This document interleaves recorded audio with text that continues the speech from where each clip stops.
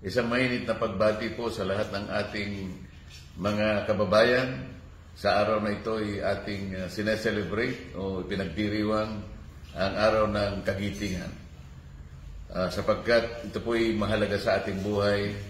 Marami po tayong mga bayani na buwis ng buhay, nagsakripisyo ng kanilang mga tinatangkilik para lamang makamit natin ang kalayaan at manatili ang demokrasya sa ating pamumuhay at sa ating bansa.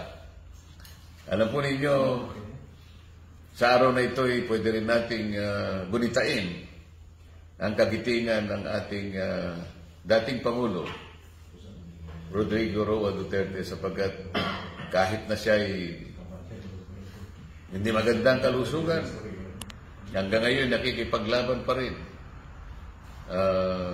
Isa itong uri ng kagitingan. Hindi sa sumuko. Alam niya na wala siyang kasalanan.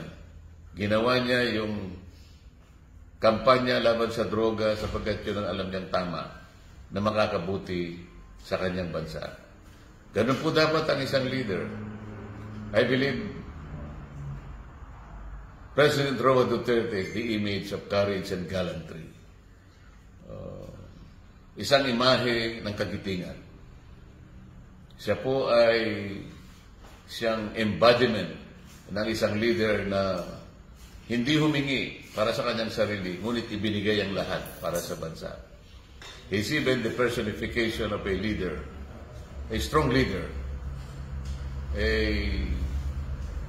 brave leader, enduring leader, who is willing to give it all, including his life, for the sake of his people.